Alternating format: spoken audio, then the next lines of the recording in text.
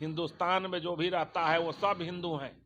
मुसलमान धर्म नहीं है। इस देश में जो रहना है, जिसको रहना है, जिसको भी राजनीति करना है और जिसको भी चलना है, राजनीति करने के लिए राम की आवश्यकता क्यों पड़ रही है? जो है तो आप कह दीजिए ना कि सुप्रीम कोर्ट के फैसले के बाद ही राम मंदिर बन रहा है, उसमें भाजपा कहाँ? तो कहाँ ये इनको भी अवसर मिला था, कहाँ ही बनवाए, कहाँ सुप्रीम कोर्ट में गए, कहाँ उस कोर्ट के फैसला को आदर किया। जिस जगह पे राम का जन्म हुआ था, जिस हिंदुस्तान में अयोध्या में जहाँ राम का जन्म हुआ था, तो वहां पर राम का मंदिर नहीं होगा तो क्या बनेगा जगता बाबू?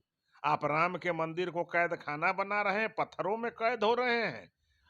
सुप्रीम कोर्ट का फैसला आता है और फिर उसके बाद से अयोध्या में राम मंदिर बनना शुरू होता है, लेकिन राजनीतिक पार्टियां इस पर कौन क्रेडिट लेगी, उसका अलग अलग बयानबाजी आता है।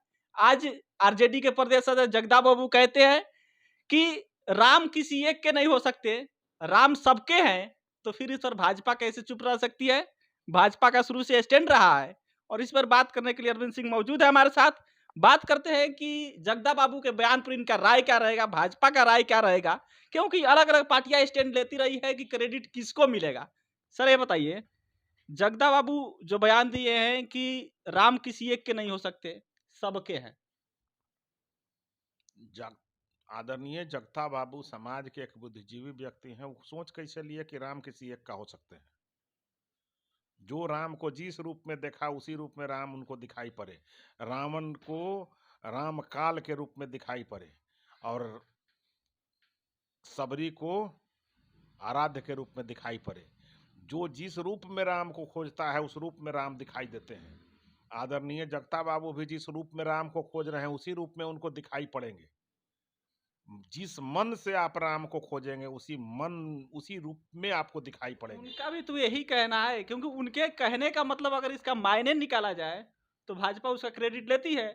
यही वो डिफेंड कर रहे हैं कि राम किसी एक के नहीं हो वो सकते। जिस मन से और जिस सोच से राम को देखेंगे उसी सोच से और उसी ख्याल में राम आएंगे, उसी तरह से राम आएंगे। राम को रावण ने किस रूप में देखा था उसी रूप में राम ने उनको दर्शन दिए थे। तो राम को जगतानंद सिंह जी जिस रूप में देखना चाहते हैं उसी रूप में उनको राम दिखाई पड़ेंगे। इस देश के नहीं, इस दुनिया में राम राम है, कण कण में राम है। हर एक जीव जंतु, पेड़ पौधा, पत्थर कंकड़, सब में राम राम है।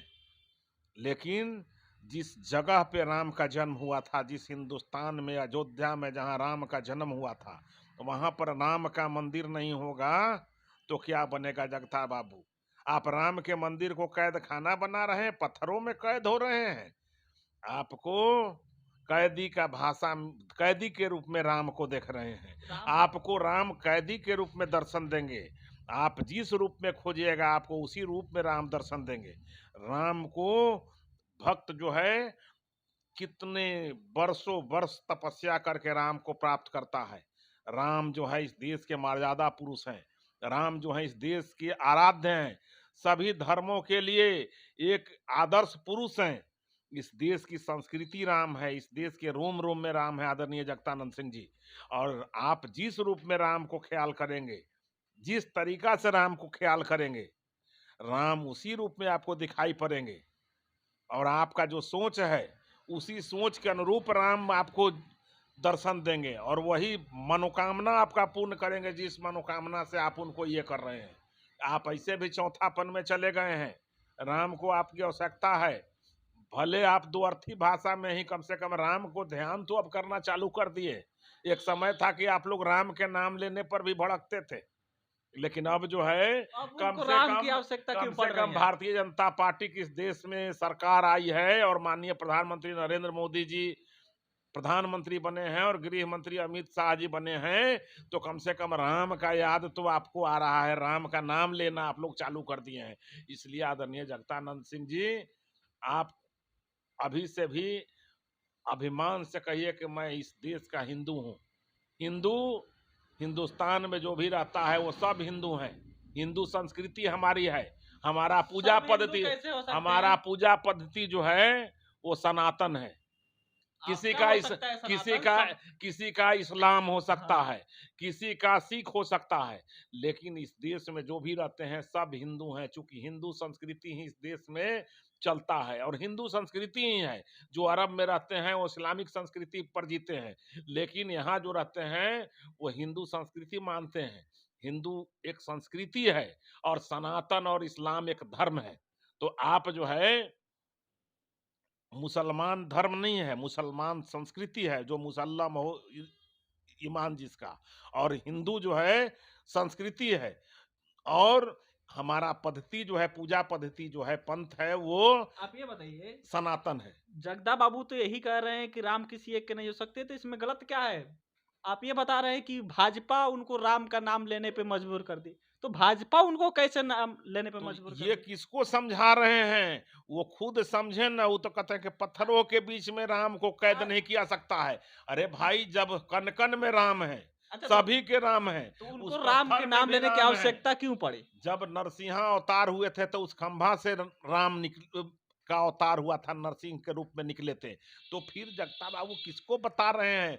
ये राम से भी छल, राम से भी छल, जनता को तो धोखा दे ये रहे हैं, तो जगदा बाबू राम से भी छल।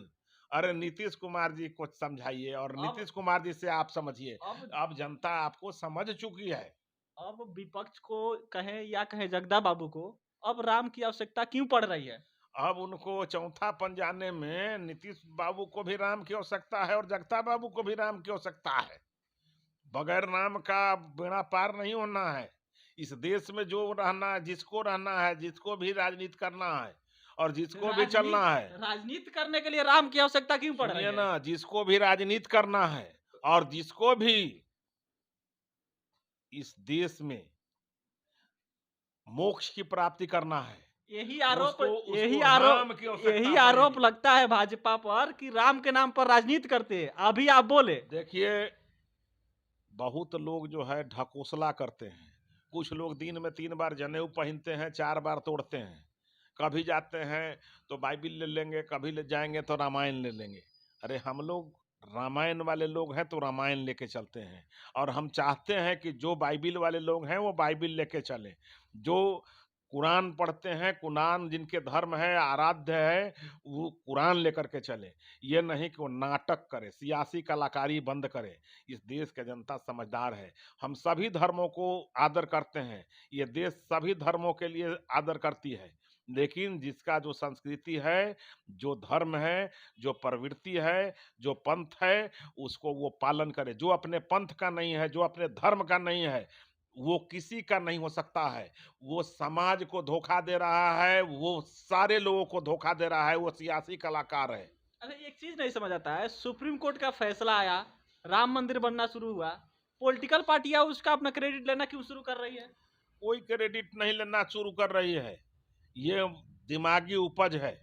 आप जो है कुकर्म कीजिएगा, कोई कर्म करेगा तो किसी को कर्म का फल मिलेगा, किसी को कुकर्म का फल मिलेगा। उसी की बेचैनी है। हमने कर्म किया इसलिए उसका फल मिल रहा है, आप कुकर्म के लिए इसलिए उसका आपको जो मिलना है सो मिल रहा सुप्रीम है। कोर्ट के बाद फैसले के बाद ही राम मंदिर बन रहा है ना, भाजपा थोड़े बनवा रही है। देखिए, सुकर्म करिएगा तो सुकर्म का फल मिलेगा, कुकर्म करिएगा तो कुकर्म का फल मिलेगा। अभी तो भाजपा राजनीति कर ही कहाँ, रहे हैं। भाजपा जो है तो आप कह दीजिए ना कि सुप्रीम कोर्ट के फैसले के बाद ही राम मंदिर बन रहा है, उसमें भाजपा कहाँ? तो कहाँ ये इनको भी अवसर मिला था, कहाँ ही बनवाए, कहाँ सुप्रीम कोर्ट में गए, कहाँ उस कोर्ट के फैसला को आदर किए। 49 से चल रहा है ना ये तो आज भी जब बन रहा है तो कह रहे हैं कि पत्थरों में कैद हो रहे हैं राम। अरे जो कनकन में हर पत्थर में राम है, वो राम कैद कैसे होंगे? राम को किसी का औकात है क्या कैद करने का? इस दुनिया में राम को कोई कैद नहीं कर सकता नहीं है। कर सकता, परमात्मा को कोई कैद नहीं कर सकता लेकिन राम के नाम पर राजनीति भी तो नहीं किया जाना चाहिए ना। राजनीति नाम के नाम पर किसको करने की औकात है? राम तो सबसे परे हैं। राम नाम लेने पर लोग जो है हमारे राष्ट्रपिता महात्मा गांधी अपने अंतिम समय में कहे थे, हे राम। जो अंतिम समय में भी राम कहता है उसको मोक्ष की प्राप्ति होती है। वो राम को राजनीति करने की किसकी औकात है? राम को कैद करने की किसकी औकात है? यह मन का भ्रम है। आदरणीय जगदानंद सिंह जी को भी मन का भ्रम है, वो भ्रम टूट जाएगा।